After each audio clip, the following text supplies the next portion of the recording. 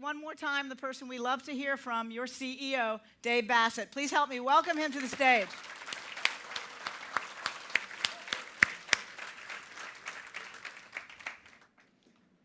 Thank you. So good evening. You know, I've been watching this organization for the last 39 years. I've been watching it the last 2 days. And what I have to talk to you about is pretty obvious to me, and that is that we have the subject I'm talking about. We have what's called a sustainable competitive advantage. Exactly what is a sustainable competitive advantage? What does that mean to you? What does that mean to me? It means the ability for us to sustain our business over a long period of time.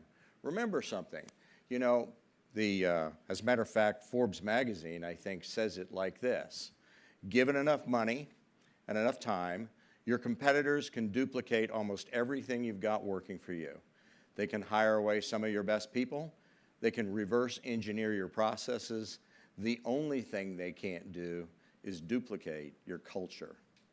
And I'll tell you something, we have a remarkable culture in this organization. When I walked in here yesterday morning and could feel the energy that was coming out of this group, I can tell you that I knew already that I didn't have to stand up here and talk about that. That these people in this room, all of you in this room, have that culture that we talk so much about. And unlike other business advantages, a strong company culture is almost entirely knockoff proof. And here's the reason why. Your competitors can be 100% relied on not to take the time. I'm going to say that again. Not to take the time it takes to focus on the long time frame commitment needed to build one.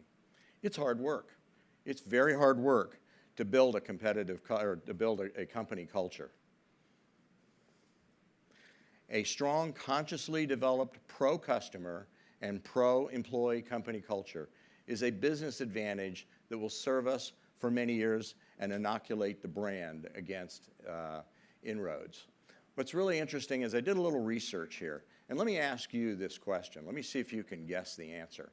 How many companies really care about their corporate culture? Just take a guess on a percentage-wise. How many people, how many companies do you really think care? I have a 10% here. You have a 10. Actually, statistically, over 80%, which means 20% actually care, but over 80% of companies in this world today don't really care about their company culture. All they really care about is how much money they can make or what the next project is and so forth. And we've all seen this in our industry. We've seen this where we've had people that have tried to sort of spy on us and look what we do and where we go and exactly what's Amerijet up to and so forth. And what they're really looking for is they're looking for the easy way out. And the reality is there is no easy way out. And so how do you build a corporate culture? What does it really mean? Well, it kind of starts with vision, values, attitudes, behaviors, environment, discipline, leadership, and results. And let me start by simply saying, and that should have switched, and let me start with our mission statement. I think our mission statement truly says who we are as a company. It really, well, I've missed my slide. Let me go to the next one. Well, this is a good one here. Company looks into the future and defines what it really wants to become, which is our vision, and we begin with the end in mind.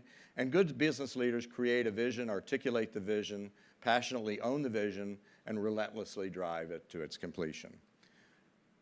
And so what does our mission statement really say? We call it our Constitution. We ensure long-term profitable relationships with our customers, employees, and business partners by providing reliable, friendly, innovative services while having the time of our lives doing it. There's a lot in that statement. And people have asked me in the past, how did you come up with that? Who invented that? Where did that come from? Well, let me tell you, those of you that don't know us all that well, we all sat around a room many years ago. Pam was there, Derry was there, I There were many of us in this room that were in that room when we designed this. And we wrote this very, very, very carefully because we wanted it to be all-encompassing. And we called it our Constitution. And we live by this Constitution. We do very much, we do our best to do the things that our Constitution calls for. So, one of our vision statements that come with our Constitution and our true vision is we have offices in every country of the world. You know what's interesting is that I was really kind of looking around the room, and that vision statement is almost true. It truly is. It's almost true. You think about that, and you think of the number of people that are in this room today and the countries that are represented between nations and ITN and Amerijet and SRX and the reaches that we're going throughout the planet. You begin to see that we truly are getting very close to that one. The second one says the company's a household name. Well, I think we've accomplished that one. How many of you in your countries where you go to do not know the name Amerijet? How many of you really do not know? I think most of you would agree that they do know that name. We are a leader in global multimodal transportation solutions. Well, that's evident. We have ITN, we have Amerijet, we have SRX. We create prosperity for our customers and our employees. We do that for sure. That's a given. That's already been accomplished. And we're a part of and enrich the communities that we serve. Think about what we just did. We're a part of. We're involved with our communities. Values. You know, you can have vision, you can understand where you're going, but do you have the values to go with it? Values are deeply held beliefs about what was good and right and appropriate. Values are deep-seated and remain constant over time. Values are strong ideas by which you make decisions. They're what you believe in. They become your code of ethics. They affect your behavior. They influence your relationships. And exactly what are our values? Our values, we live by the golden rule. We know what that means. You know, I often joke with folks and say, you know, it's not he who has the gold rules like that other 80% of the companies that work out there, but it is the old-fashioned one. Treat people the way you want to be treated. We demand high moral standards from all our employees, customers, and partners. We have core values that we teach and share and follow, and we appreciate and support our internal and our external customers. When we can put vision and values together, what we really end up with is success, and we end up with commitment from everybody's part.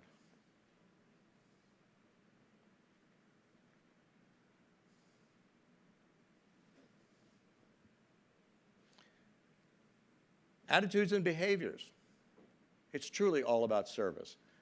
Remember, your attitudes, I think it was said earlier, attitude determines your altitude. Your attitude and your behavior will determine how much and what kind of respect a person will have for you.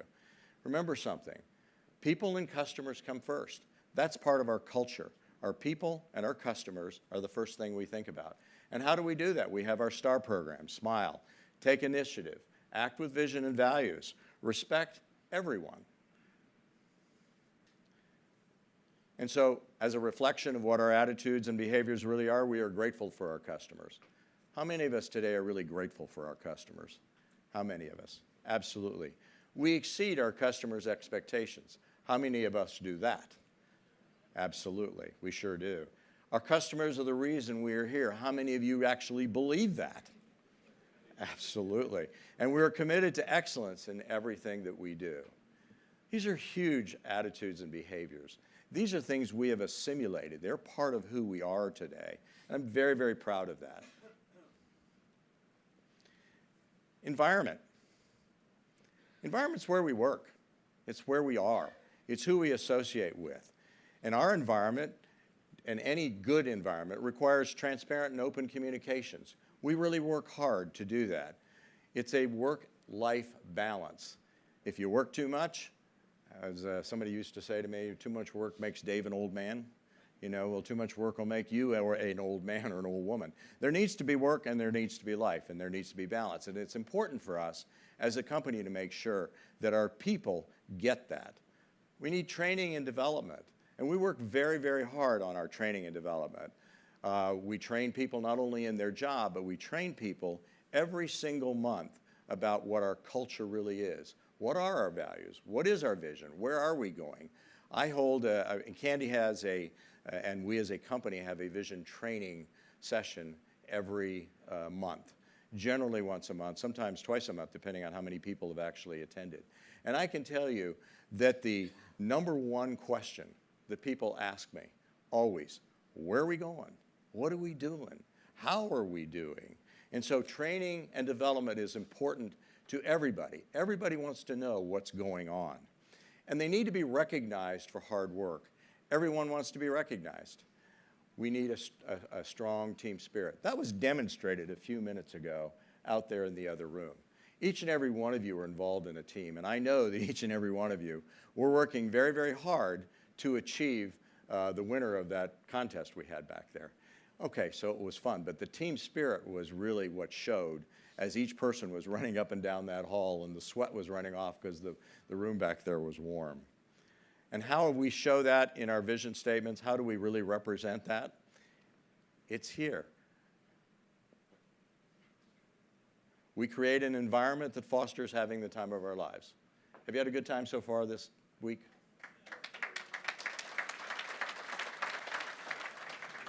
We foster an environment of excitement, passion, and rewards. Are you passionate about what you do?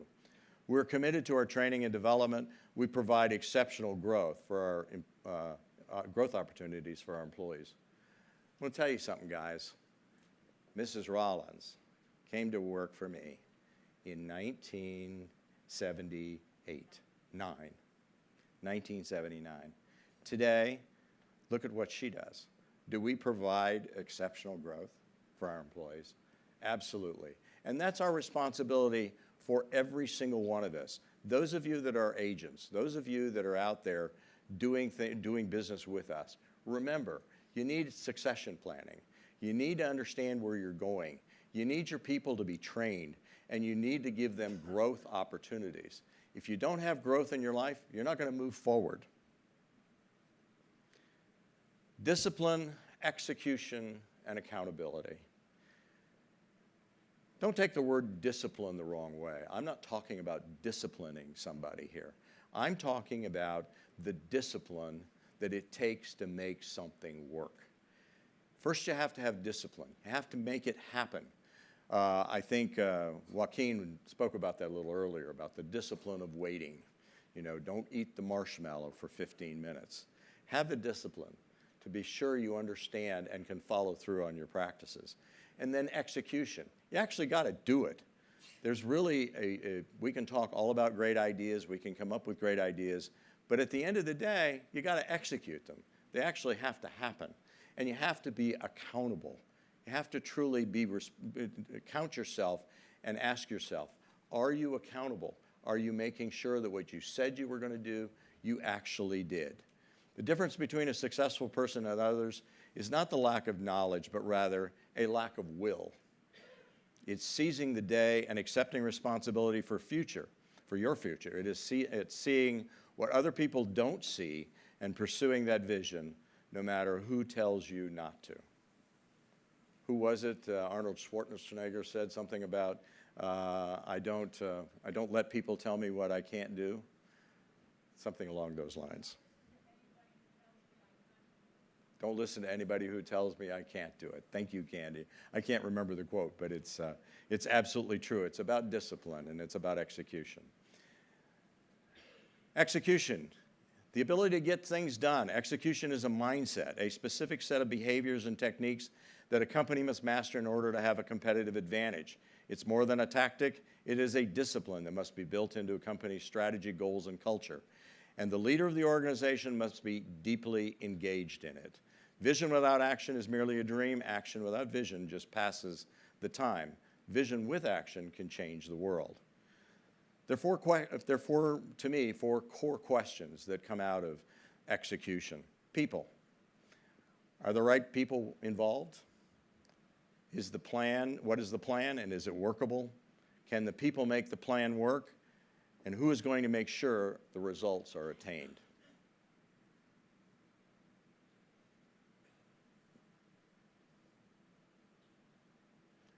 And this is the way we answer that. We master the art of reinvention and adapt ourselves continuously to changing times. Have we done that? Can you look in the mirror and ask yourself that question? Have we done that? We develop new markets, products, and services. Have we done that? Absolutely. We create businesses, operations, and wealth that would not ordinarily exist without our efforts, and we utilize state-of-the-art information systems that support and create worldwide business opportunities. Leadership. Leadership is required in everything that we do. And here are some of the qualities or characteristics of true leaders. And I want you to read these very carefully with me. Unwavering courage. You have to be brave enough to go try something new. You got to think big. You can't think just about tomorrow. You have to look out into the future. You have to think big. You have to have a sense of justice and integrity. Most important there is you really have to hold yourself accountable for that justice and integrity. You have to decide what you're going to do and don't dilly-dally around. Don't wait. Make your decisions and make them definite. You have to have definite plans. You have to have a vision, and you have to express that vision to the people who are around you, to the people that you're close to. So those of you that are here at Amerijet, you know that we're expressing those things. For those of you that are not here or from other countries, our agents and our representatives around the world, keep this in mind. Your people need to know where you're going. They want to know what's going on. And feel free to share with them all the things that you've learned as part of this conference. It's going to excite them. They're going to want to be a part of that. The habit of doing more than being paid for. Remember that. You know, I look around the office and I see people stay there till 7, 8 o'clock at night. But you know, it's not how many hours they put in, but it's actually what they're getting done. You know, I have people that leave at all hours of the day, and I'm very, very much assured that they're doing more than they're being paid for. Great attitude, they're more collaborative, a sense of humility. You know, one of the things that leaders have that many leaders do not have is a sense of humility, a sense of being less than truly who they are, or they think they're more than who they truly are. I have a story I want to tell you. There was an airline executive that I knew. Actually, he interviewed to come to work for me at one point. And he worked for a prominent company here in Miami. And if I gave you the name of him or his company, you would know them and you would know exactly who he is. I'm going to do neither one. But there is one thing that he used to do that pretty much explained who he was. And what he had was a separate entrance to his office. Instead of walking into his office through the front door, like everybody else did and all the employees did, he walked through a back door and up the back stairs to his office. There was more arrogance in that single act alone than you can possibly imagine. And just remember, everything you do as a leader, people are looking at you and asking you that question. Empathy, understanding, and appreciation. You have to empathize. When somebody's got a problem, you got to empathize with them. You understand them, you have to understand who your people are, and you have to appreciate them. Mastery of the job. You got to know what you're doing. You know, and those of us in leadership positions, and I'm a little bit guilty of this myself, is that, you know, the details are important. And sometimes you get so busy as the head of a company or the head of an organization or the head of a department that you forget that the detail's important. And you got to pay attention to those things. And so I've learned over time to take time for things that are really important. I need to know what those details are. Willing to accept full responsibility. This is really a big, important leadership quality. If you did it, own up to it, good or bad. It doesn't matter. You know, you do more damage to yourself and the people around you by not acknowledging your failure. If you failed, own up to it. Everybody fails. Come on, everybody gets up in the morning and everybody fails. So just get over yourself and acknowledge it and understand that you're going to accept responsibility for that failure and move on. Absolute cooperation amongst the team. You have to demand it. You can't just hope it'll happen. You have to require that. And you're responsible for making things work, for generating more revenue. After all, that's how we get paid. We need to generate revenue. We need to get results. And so how do we define that in our vision statements here at Amerijet? We're a rock-solid, unified, innovative, passionate, visionary, committed team. We're part of and enrich the communities we serve. We continuously invest in our people and are committed to their success, and we listen to even the most outlandish need and embrace every challenge. And I can tell you that I know personally that every single one of those things we do here. And I can see it throughout the room, and I've certainly seen it here in the last couple of days. It's really there. If you're working for something exciting that you really care about, you don't have to be pushed. The vision pulls you. I thought Steve Jobs really hit that one on the head. A business absolutely devoted to service will have only one worry about profits. They will be embarrassingly large. Henry Ford wrote that one. And I think that's a pretty qualified statement coming from a man like Henry Ford. And so results. The company creates substantial shareholder value. I can tell you that this company is growing and building and has significant shareholder value. The company's services are requested, not suggested. Over and over, we see that as we talk amongst our customers. You know, our services are requested. People can say, why don't you use Amerijet? Our customers say that, use Amerijet. Our highly motivated employees provide exceptional services. We know that. The company is a household name, and we love what we do. All of those things today are the results. At Amerijet, we've created a culture and a powerful vision that is built upon key stakeholder consensus and strategic alignment.